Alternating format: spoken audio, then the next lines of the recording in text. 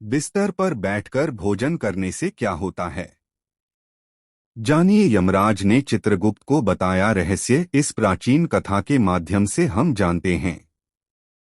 दोस्तों, एक बार यमराज और चित्रगुप्त यमलोक में बैठकर बात कर रहे होते हैं।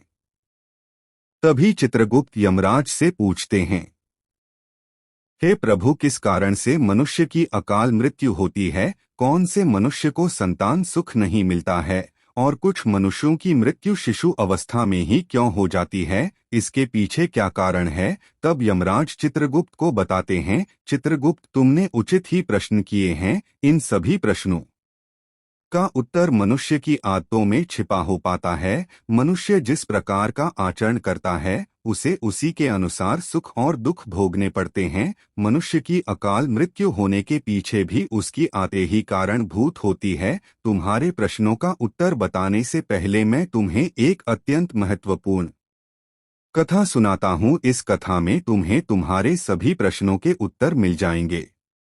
इसीलिए तुम इस कथा को ध्यान से जरूर सुनना। जो भी इस कथा का श्रवण करता है और इसका प्रचार करता है, मैं उसके 32 अपराध माफ करता हूँ। चित्रगुप्त कहते हैं, हे धर्मराज, आपके मुख से इस महान कथा को सुनने का सौभाग्य मुझे प्राप्त हो रहा है। मैं इसे ध्यान से पूरा अवश्य सुनूंगा। फिर यमराज और चित्रगुप्त को वह कथा सुनाने लगते हैं। पूर्वकाल की बात है, मगर देश में हिमकुंडल नाम के एक प्रसिद्ध सम्राट हुआ करते थे। उनके राज्य के अंदर अनेक नगर, वन, पर्वत तथा सरोवर थे। महाराज हेमकुंडल अत्यंत गुणवान, बुद्धिमान तथा कुशल सम्राट थे। उनके राज्य में प्रजा अत्यंत संतुष्ट थी। प्रजा को किसी चीज की कोई कमी नहीं रहती थी। महाराज वही अपनी प्रजा का ध्यान रखते थे। उनके राज्य में चोरों लुटेरों का कोई भाई नहीं था। महाराज बड़े धर्मात्मा थे। उन्होंने अनेकों बार यज्ञ कीड़े दान धर्म किए तथा अनेक ब्राह्मणों और मुनियों को दान दक्षिणा दी। उन्होंने अनेक पोखरे खुदवाए, वाटिका बनवाए, वृक्षों का रोपण किया। इस प्रकार के अनेक पुण्य के काम महाराज ने किए। महाराज की पत्नी का नाम सुवर्णा था।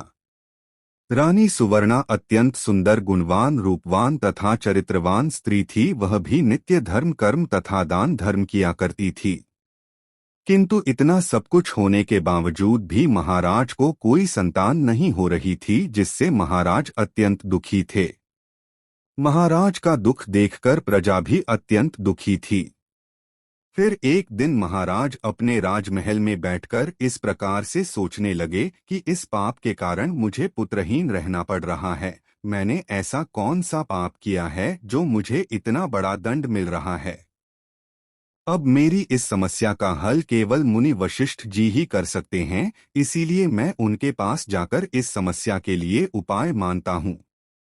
फिर महाराज अपने रथ में बैठकर मुनि वशिष्ठ जी के आश्रम पर जाते हैं। वहां पर मुनि वशिष्ठ जी ने उनका स्वागत किया और उन्हें बैठने के लिए आसन देकर पूछने लगे, हे राजन, आज किस कारण से आपका हमारे आश्रम पर आना हुआ? कहीं आपने संन्यास नहीं लिया है? महाराज मुनि से कहने लग गए, हे मुनिवर, ऐसी बात नहीं है। आज मैं आपके पास एक शंका लेकर आया हूँ। मैं अत्यंत दुखी हो, केवल आप ही मेरी इस शंका का समाधान कर सकते हैं। मुनि वशिष्ठ कहने लगे, हे राजन, भला आपको किस प्रकार का कष्ट? आप तो इतने बड़े राज्य के सम्राट हैं। आपके मन में जो भी शंका हो, आप निसंकोच होकर पूछिए मत। अवश्य आपकी सहायता करूँगा। फिर महाराज हेमकुंड दल कहने लगे हैं, मुनिवर, मेरी कोई संतान नहीं है कि इस पाप के कारण मुझे संतानहीन रहना पड़ रहा है। संतान के बिना मेरा उद्धार कैसे होगा? मेरे राज्य का उत्तराधिकारी कौन बनेगा? कृपया आप मुझे बताने की कृपा करें, किस कारण से मैं संतानहीन बन गया हूँ और मुझे संतान पर प्राप्ति के लिए क्या उपाय करना चाहिए? फिर मुनि वशिष्ठ ठीक है कहकर अपनी योग शक्ति से महाराज के पूर्व जन्म को देखने लगते हैं और महाराज से कहते हैं, हे राजन, आपको संतान सुख न मिलने का कारण आपके द्वारा पिछले जन्म में किया हुआ पाप है। पिछले जन्म में आप एक शिकारी थे जो वन में रहकर शिकार करके अपना गुजारा चला आया करता था। फिर एक दिन आप वन में शिकार के लिए निकले थे। उस स्थान पर एक गाय अपने बछड़े को दूध पिला रही थी, किंतु आपके द्वारा अनजाने में ही उस गाय को बांध लगा और वह गाय घायल हो गए। उस गाय को घायल करने के कारण ही इस जन्म में आपको पुत्रहीन होने का श्राप मिला है। इस बात को सुनकर महाराज बहुत दुखी हुए और मुनि वशिष्ठ जी से प्रार्थना करने लगे, हे मुनिवर, इस पाप से मुझे कैसे मुक्ति मिलेगी? कृपया आप मुझे इस पाप से मुक्ति का उपाय बताइए। फिर मुनिवर कहते हैं, राजन, इस पाप से मुक्ति के लिए आप गायों की सेवा करें, इसी से आपको मुक्ति मिल जाएगी।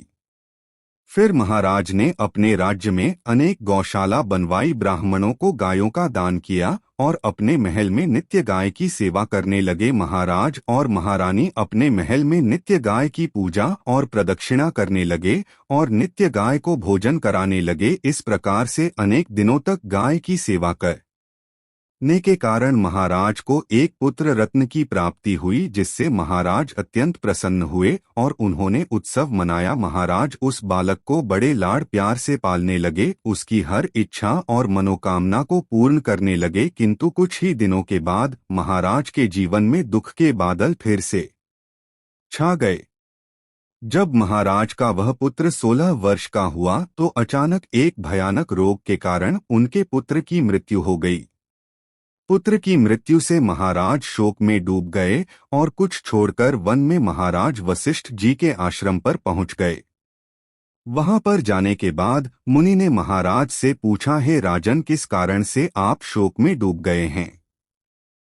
वशिष्ठ जी ने अपनी दिव्य दृष्टि से सब कुछ देख लिया और महाराज को उनके पुत्र की अल्पायु में मृत्यु होने का कारण बताने लगे। हे राजन, आपको पुण्य के कारण पुत्र की प्राप्ति तो अवश्य हुई है, किंतु आपके पुत्र के दुर्व्यवहार के कारण ही उसे अल्पायु में मृत्यु का सामना करना पड़ा है। आपके पुत्र ने सदैव ही बिना स्नान किए बिस्तर पर बैठकर भोजन किया है। जो मनुष्य बिना स्नान किए भोजन करता है उसकी आयु क्षीण हो जाती है। जो बिस्तर पर बैठकर भोजन करता है उसके शरीर में रोग आदि उत्पन्न होते हैं और वह भी अकाल मृत्यु को प्राप्त होता है। इस प्रकार के वचन सुनकर महाराज अत्यंत दुखी हुए और वहीं पर रहकर मुनि की सेवा करने लगे। फिर उन्होंने अपने भांजे को अपने राज्य का कार्यभार सौंप दिया और वन में ही बैठकर तपस्या करने लगे। यमराज कहते हैं, है चित्रगुप्त, मनुष्य को हमेशा अपने 5 अंगों को साफ करके ही भोजन करना चाहिए, दोनों पैरों को तथा दोनों हाथों को, और अपने मुख को जल्द से अच्छी तरह से स्वच्छ करके ही भोजन करना उचित होता है। इससे मनुष्य के शरीर से रोग दूर रहते हैं और व्यक्ति दीर्घायु बन जाता है। यमराज कहते हैं, भोजन शुरू करने से पूर्व उस भोजन के लिए भगवान को धन्यवाद देना चाहिए और संसार के समस्त प्राणियों को भोजन प्रदान करने की प्रार्थना करनी चाहिए। इस प्रकार से अन्न देवता को प्रणाम करके भोजन करने से मनुष्य को कोई पाप नहीं लगता है। यमराज कहते हैं, जमीन पर बैठकर भोजन करना ही श्रेष्ठ होता है। बिस्तर पर बैठकर भोजन करने से मनुष्य के शरीर में रोग उत्पन्न होते हैं और उसकी आयु कम हो जाती है। शास्त्र कहते हैं कि दहलीज पर बैठकर भी भोजन नहीं करना चाहिए। यमराज कहते हैं, 3 प्रकार का भोजन मनुष्य को नहीं करना चाहिए। जिस भोजन के ऊपर से कोई पैर रखकर चला गया हो अथवा कोई व्यक्ति भोजन को लांघ कर गया हो, ऐसे भोजन को कभी खाना नहीं चाहिए। ऐसा भोजन अशुद्ध हो जाता है। ऐसे भोजन को पशुओं को खिला देना चाहिए। दूसरों के द्वारा लांघा गया भोजन खाने से मनुष्य की आयु कम हो जाती है और उसके शरीर में भिन्न भिन्न प्रकार के रोग उत्पन्न होते हैं। यदि भोजन में बाल निकल आता है तो ऐसा भोजन तैयार हो जाता है। यदि अन्य में बाल निकलता है तो उसे ईश्वर को कभी प्रसाद के रूप में नहीं चढ़ाना चाहिए और न ही स्वयं खाना चाहिए। ऐसा भोजन प्रेतों को प्राप्त हो जाता है। यमराज उसे कहते हैं, दूसरों के लिए परोसा हुआ भोजन भी नहीं खाना चाहिए। जो मनुष्य दूसरों का भोजन छीन के खाता है अथवा किसी को बिना दिए ही स्वयं उस अन्न का उपभोग करता है, उसे देवी अन्नपूर्णा रुष्ट हो जाती है। भोजन सभी में बांटकर खाना चाहिए, दूसरों के हित इस से का भोजन करने से मनुष्य के पुण्य कर्म नष्ट हो जाते हैं। शास्त्रों के अनुसार दिन के समय में मनुष्य को उत्तर की ओर मुख करके मल मूत्र का त्याग करना चाहिए। यदि रात्रि के समय मल मूत्र का त्याग करना हो तो दक्षिण की ओर मुख करके करना चाहिए। मल मूत्र का त्याग करते समय हमेशा अपने सिर को ढक कर रखना चाहिए। किसी भी पेड़ के नीचे को हुए के पास, नदी के किनारे के पास, गौशाला के पास, देव मंदिर अग्नि के पास तथा शमशान भूमि के पास कभी मल मूत्र का त्याग नहीं करना चाहिए। शास्त्रों में कहा गया है, खड़े होकर भी मल मूत्र का त्याग नहीं करना चाहिए, इससे शरीर में रोग और विकार निर्माण होते हैं।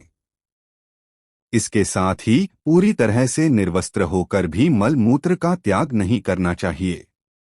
चलते चलते कभी पेशाब नहीं करना चाहिए, इससे जीवन में दुर्भाग्य आता है। जूते पहनकर, छाता लगाकर भी मल मूत्र का त्याग करना अनुचित माना जाता है। कभी भी किसी स्त्री, गुरु, देवता, मंदिर और पानी की तरफ मुख करके आकाश में ग्रहों को देखते हुए मल मूत्र का त्याग करना अनुचित होता है। रात्रि में चंद्रमा और अग्नि की तरफ देखते हुए भी मल मूत्र का त्याग नहीं करना चाहिए, इससे जीवन में दुख और संकट आते हैं। मल मूत्र का त्याग करने के बाद उस भाग को स्वच्छ करना चाहिए तथा अपने हाथों को भी जल से शुद्ध करना चाहिए। मल मूत्र का त्याग करने के बाद किसी दीवार पर साफ नहीं करना चाहिए, इससे पशु के रूप में जन्म प्राप्त होता है। मल मूत्र का त्याग करने के बाद उसे अच्छे से ढक देना चाहिए और उस पर मिट्टी डालनी चाहिए ताकि कोई पशु उसे खाए नहीं। यमराज कहते हैं, मनुष्य को कभी निर्वस्त्र होकर स्नान नहीं करना चाहिए, इससे पितृदेव रुष्ट हो जाते हैं। पितृदेव रुष्ट हो जाने पर मनुष्य अपना सब कुछ खो बैठता है।